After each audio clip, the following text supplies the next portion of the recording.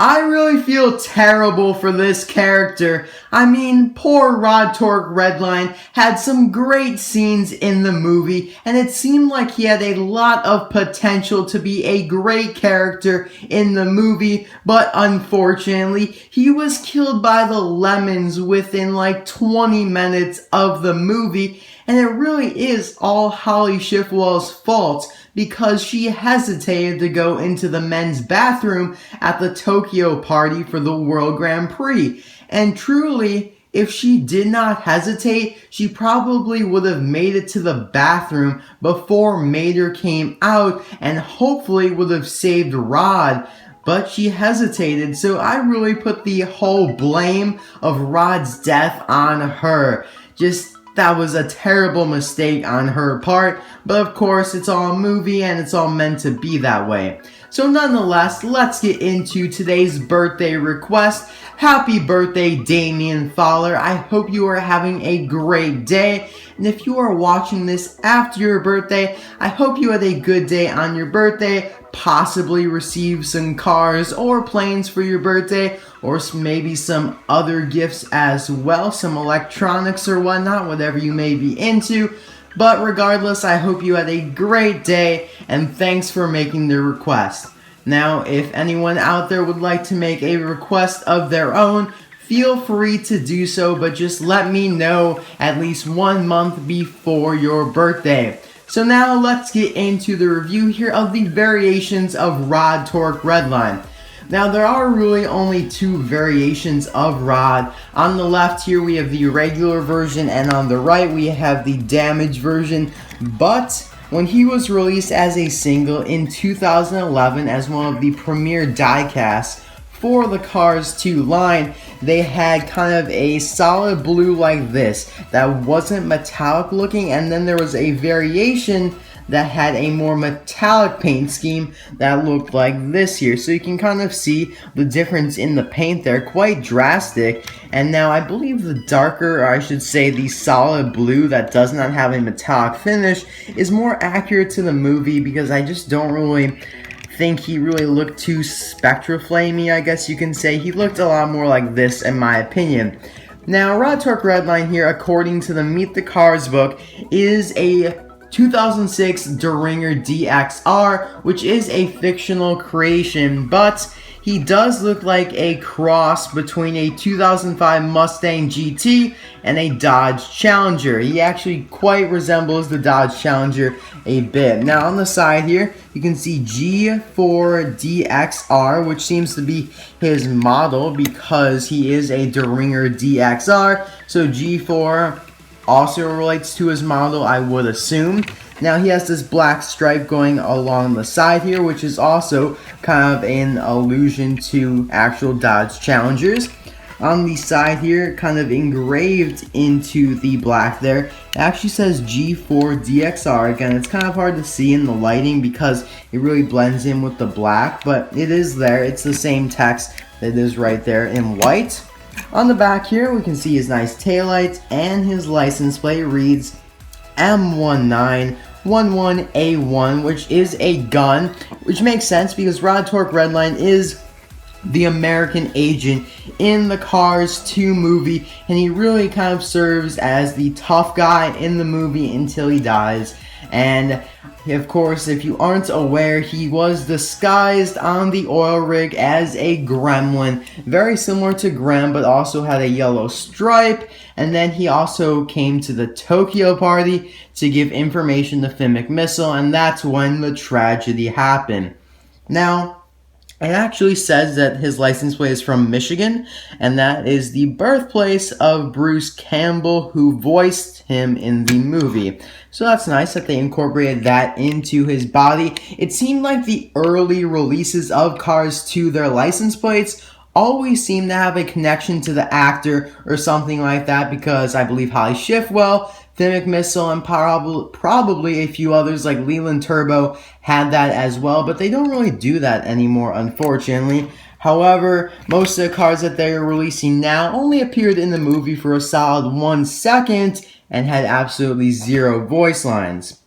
Now, I do really like his expression. He's looking off to his right. It's very nice, actually. I think it gives him a lot of personality there. His side view mirrors are the only thing that really kind of disturb me. They just look very odd. I mean, look how far they extend out. It just looks very, very odd. But I do like the exhaust pipes on here, which will be kind of important to show when we get to the damaged version here, but they are kind of detailed because they are outlined in silver there. And here's the base, nothing too special. And now here's the damaged version of Rod Torque Redline. He was released again in 2011 in the premiere wave for the Cars 2 line in a 2-pack with Grem.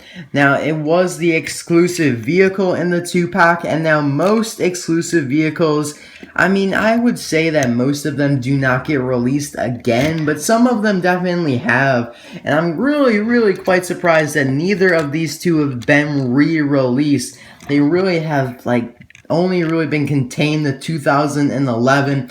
And I think regular Rod Torque Redline would have made a great release in the Tokyo Party series rather than Holly Shifwell or Acer, something like that. And I also think that his disguise, the Rod Torque Redline as a gremlin, would also be awesome. And I was hoping that he'd be in the 2-pack this year in the Oil Rig Getaway series. But it is Grem and Acer with helmets. Now, one other quick thing to mention about the character and the releases and whatnot. There was actually supposed to be another variation of Rod Torque Redline here that had him damaged with the impound boot.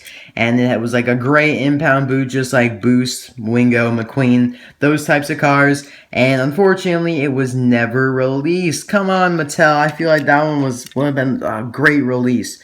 But let's move on to damaged Rod Torque Redline here.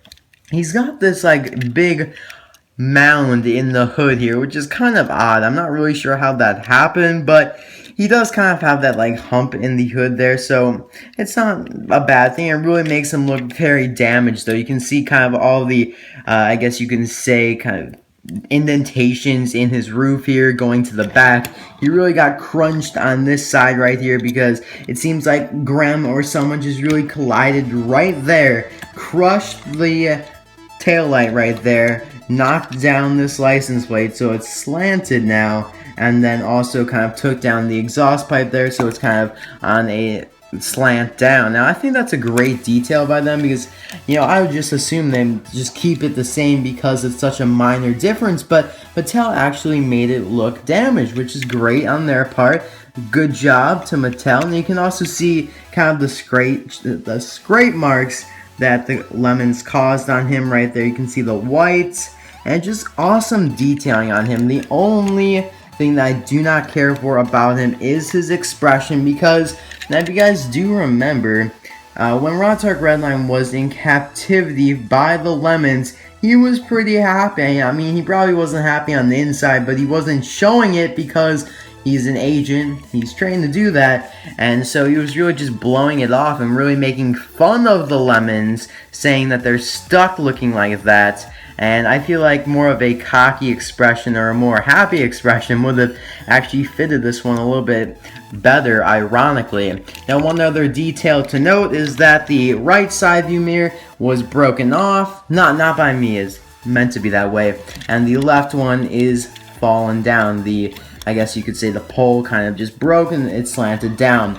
So that is all for the two variations of Rod Torque Redline. Unfortunately, I do not have the metallic version of regular Rod right here to show as well. Now, I just kind of wanted to show, just as a little comparison, that he is extremely similar to Mike and Dee Dee, who were just released last year.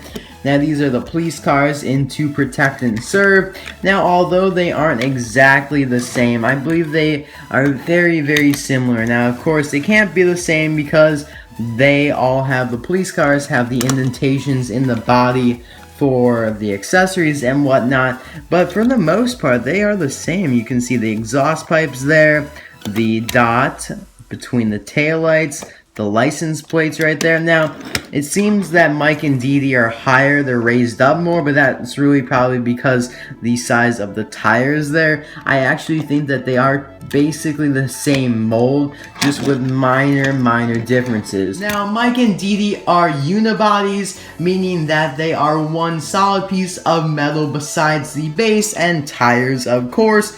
And now Rod, though, he does have more of a bumper plate or a mouth plate. As you can see, there is the separation between the main body and the bumper right there. Unfortunately, Mattel used to do that quite a bit back in the 2009 to 2011 collecting days, but they really don't do much of that at all anymore. So that is all for the two variations of Rod Torque Redline. I hope you guys did enjoy this video, and thank you, Damien Fowler, for making the request. Again, happy birthday. I hope you are enjoying your day, and I'll see you guys all tomorrow for a vlog. Let me know if you guys are enjoying these vlogs or they're kind of getting too repetitive. I tried to kind of space them out a little bit, but I know you guys do enjoy them, so just give me some feedback. So I'll see you guys then. Bye now.